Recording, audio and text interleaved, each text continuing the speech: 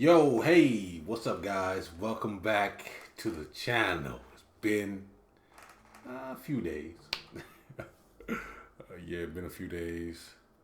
I was sick with the stomach flu the last 2 days. Well, yeah, like since Saturday. So we back now, doing better. Hope everyone else is doing well as well. Now, I'm not sure if you listen. Right now, I think they got like a little stomach virus going around here in France, at least. So I don't know how it's going in Canada. Let me know. So we got to check out this video. Mark Carney walks out after intense debate in Canadian Parliament. So I didn't watch this video. I haven't watched the video yet, but I did look to see where Mark Carney starts and where he ends, and we probably gonna watch it until it ends to see. I just want to see if he's gonna walk out and see what transpires. I'm not gonna watch this whole thing because it's like an hour long, but we're gonna check out the first. I think the first but this might be some click. This might be clickbait, but let's check it out and see. L'hymne national. Oh, Canada, our home and native land, true patriot love in all of us common, car ton bras sait porter l'épée, il sait porter la croix, ton histoire est une épopée des plus brillants exploits. God keep our land glorious and free. Oh, Canada, we stand on God for That guy, he's not singing. Okay, everybody else is singing, but this guy right here. Let me see if we got it right here. We're the watchers. He's not singing the national anthem. The Canadian, that's the national anthem, right? Oh, God, I see you, buddy. glorious and free. Oh, God, He's not singing. we stand on God for thee. Oh, Canada, we stand on God for thee.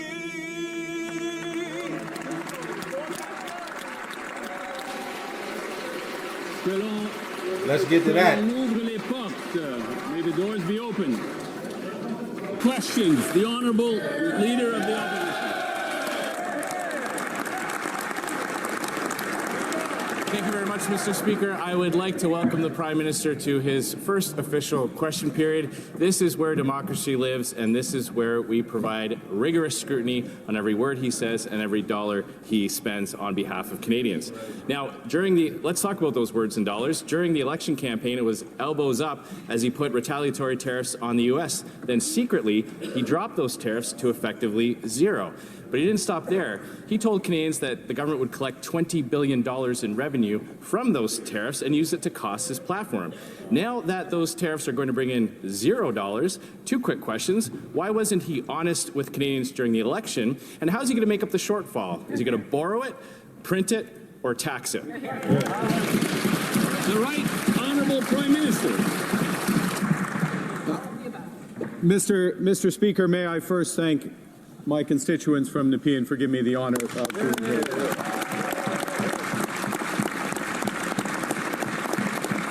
And could you also indulge me to say how great it is to see you in the Speaker's chair, and I trust that you're operating under the period of grace that will not be accorded to me. Appropriately, as the Leader of the Opposition just said. Mr. Speaker, our tariffs have maximum impact on the United States, minimum impact on Canada, and we are dedicating all the revenues from those tariffs to supporting the workers and businesses affected by the unjustified American actions. Here, here. The honorable leader let's get of to the that. opposition. Now hold on, because I'm trying to really understand what's going on here. So the guy asked the question, why? So he said he secretly put the tariffs on America, then he secretly put them back down to zero. So, and he was like, so how are we going to make this money from these tariffs if you stop taxing the Americans? Now, Carney's response, I'm not sure I understand. Let's see. Great it is to see you in the Speaker's chair, and I trust that you're operating under the period of grace that will not be accorded to me. Appropriately, as the Leader of the Opposition just said. Mr. Speaker, our tariffs have maximum impact on the United States, minimum impact on Canada, and we are dedicating all the revenues from those tariffs to supporting the workers and businesses affected by the unjustified American actions. Hear, hear. The honorable leader of the opposition. Well, he didn't take long to pick up old Liberal habits of not being able to answer questions. But since the election, Canadians have been inundated with grand rhetoric and pretty speeches from this Liberal Party, but they are still suffering under all those policies.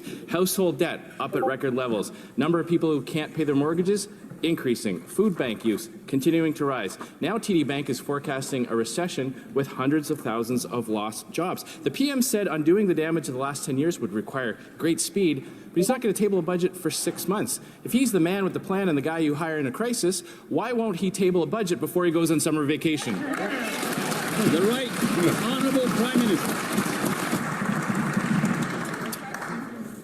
Mr. Speaker, I understand the member of the opposition is very busy, didn't have a chance to study closely the 100-day plan of the former member from Ottawa, Carleton, which did not include a budget. Our plan includes legislating. Our plan includes legislating for one Canadian economy and nation-building projects immediately to grow this economy, and we expect the support from all in this House. The honorable leader of the opposition. They must be really afraid to come clean with Canadians if they're going to punt it off into the fall. But, Mr. Speaker, with the throne speech yesterday, Liberals have effectively admitted that it was their policies that caused the suffering for Canadians. Their reckless borrowing and massive deficits caused the inflation. The carbon tax drove up prices and drove away investment. And their anti-development bills chased jobs out of Canada. Now, the Prime Minister is claiming that somehow the Liberals have changed. Well, he has a chance to prove it to Canadians. If he's serious, will he tell Canadians that pipelines are part of his values by repealing Bill C-69, the No More Pipelines bill? The right honorable Prime Minister. Putting that pressure on them. Canada's new government is acting immediately to grow this economy. I just made my maiden speech in this House. Canada's new government, Mr. Speaker, is acting immediately to grow this economy, one Canadian economy out of 13, nation-building projects, one project office, working with the provinces to cooperate. We expect the support from the members opposite. L'honorable député. The honourable member for Charlebourg-Saint-Charles. Mr. Speaker, the Prime Minister campaigned on the slogan, the man with a plan, but the problem is that he's refusing to tell Canadians what that plan is. A budget would have been a plan. The Liberals are going to go over a year without tabling a budget. That's never happened since the 60s. But what we do know is that this Prime Minister is determined to spend even more than Justin Trudeau, and he's refusing to tell Canadians how he intends to spend their money. What is the Prime Minister trying to hide about this Liberal government's finances? Mr. Speaker, the new Canadian government has a plan. It has a daring plan, an ambitious plan to bring together the Canadian economy, have one economy instead of 13, and in order to create new projects to build this great nation. The honourable member for Charlebourg-Saint-Charles. Mr. Speaker, what I'm seeing in front of me is the same ministers, the same government that's been in place for 10 years. We know the result of 10 years of this Liberal government. And what we have now, yes, is a new prime minister, but a prime minister with no plan. He said he had one, but he doesn't want to table a budget because he knows perfectly well that his plan is disastrous and that our public finances are in a terrible state. Will this prime minister commit to tabling a budget before the summer? The Right Honourable Prime Minister. Thank you, Mr. Speaker. This government will act immediately to cut taxes on the middle class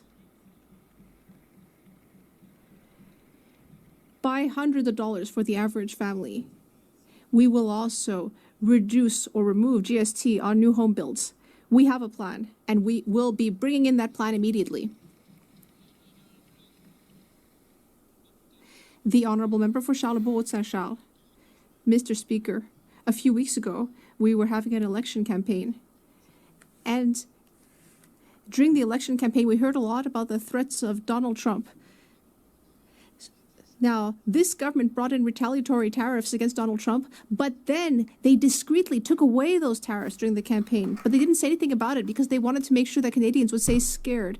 But now we have a $20 billion budget hole, and that's on top of a budget that already had a heavy deficit. Could we finally get a new budget so that we can understand what's going on with our finances?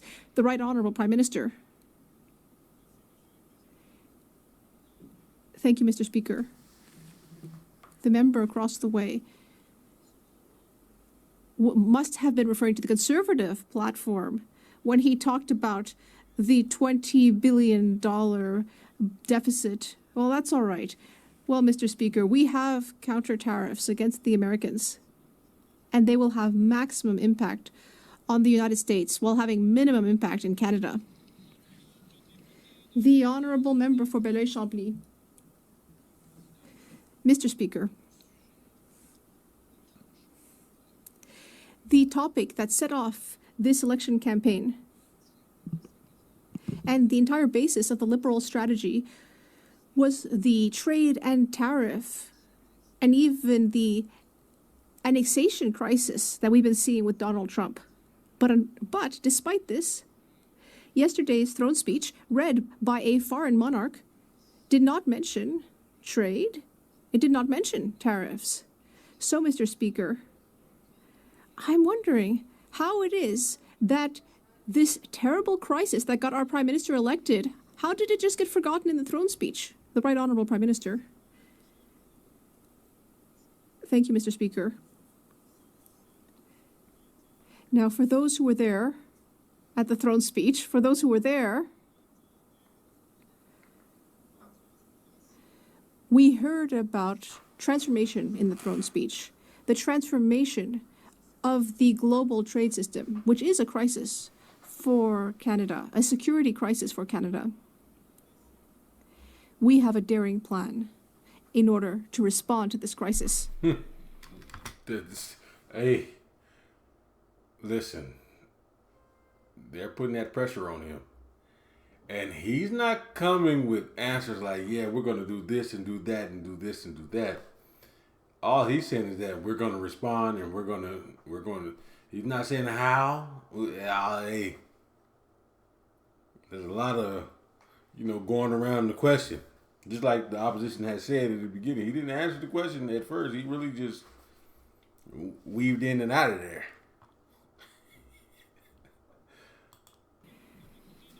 The Honourable Member for Belleuil-Chambly. Well, the Prime Minister will perhaps agree that some things are clearer when you read them than when you hear them. Now, the King's speech was incredibly centralizing, so centralizing that I think even Justin Trudeau must have felt embarrassed. We heard about a single economy, one Canadian economy, without asking anyone what they thought of that, even though the National Assembly of Quebec unanimously denounced that notion. It seems that for the Prime Minister, Canada is just a country where the provinces are like the branches of a bank that is headquartered in Toronto. The Right Honourable Prime Minister. Mr. Speaker, we are in the middle of an economic crisis. This is a time for unity. Yes, this crisis was created by the Americans, Mr. Speaker. This is a time for unity. This is why my ministers and I, or rather, the premiers and I will meet, the premiers of Quebec and the premiers of all the provinces will meet this weekend in Saskatoon. That makes sense, because what's going on? And listen, I don't know why they're talking about making separate economies. When you're one Canada, you're gonna need one Canada to fight back against the U.S. Man, it's not good to. This is just my personal opinion. It don't seem like it would be a good idea to be separate and having different, opinions about stuff. You guys need to react as one and come together. Just like that unity, that makes the most sense to me. Now, I don't know about you guys in Quebec or the ones that's in other provinces. Let me know in the comment section. The honourable member for Belleuil-Chambly. Well, it's a little bit like a military staff meeting where the general will give orders and expect everyone else to obey. Now, on another subject, let's talk about the climate crisis. That's an issue too, It's causing all sorts of problems. It's causing damage for people. It's causing economic damage as well. We believe that we need to take strong action against the climate crisis. But yesterday, in the throne speech, we heard nothing about the climate. Instead, measures are being projected that will actually harm the climate and the environment. Does the Prime Minister recognize the existence of climate change? The Right Honourable Prime Minister. Mr. Speaker, yes, of course, the climate crisis exists. And it's a major challenge facing our nation. And that's why Canada needs to become an energy superpower, both in traditional and green energy. And that's why in Alberta at the G7 next month, we will be holding a discussion on forest fires. Lakeland. Member for Lakeland.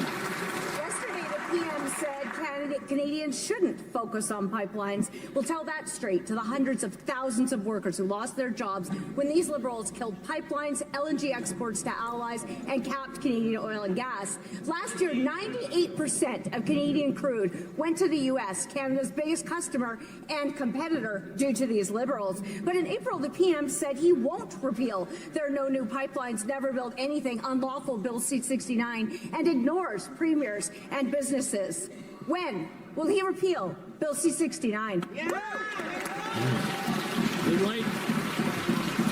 The right Minister for Natural Resources. Rise in the House for the first time. I wish to thank the people of Markham Thornhill for their trust. I'm also thinking of my family. Who have supported me from day one, and my parents who I wish were still with us. It's time to get many projects built here in Canada. We will cut red tape, fast-track projects, and approve them within 2 years. We will create jobs for Canadians and build the strongest economy in the G7. The honourable member for Lakeland. Man, listen, they're not answering questions. Oh, what's going on? Alone, these Liberals killed 16 major energy projects and $176 billion in options to make Canada affordable, safe, self-reliant, and united. And half these ministers, they're the same. These Liberals must kill C-69, but they can't get their story straight. 2 weeks ago, the Culture Minister said Canada doesn't need more pipelines. Last week, the Energy Minister talked a good game, but just like right now, won't commit to concrete action. How can Canadians believe anything they say? Will they repeal Bill C-69, yes or no? Yeah. The honourable minister. Well, she is nothing to play with. She said he talking good game. Damn, hold on. What? These Liberals must kill C-69. The honourable member for Lakeland.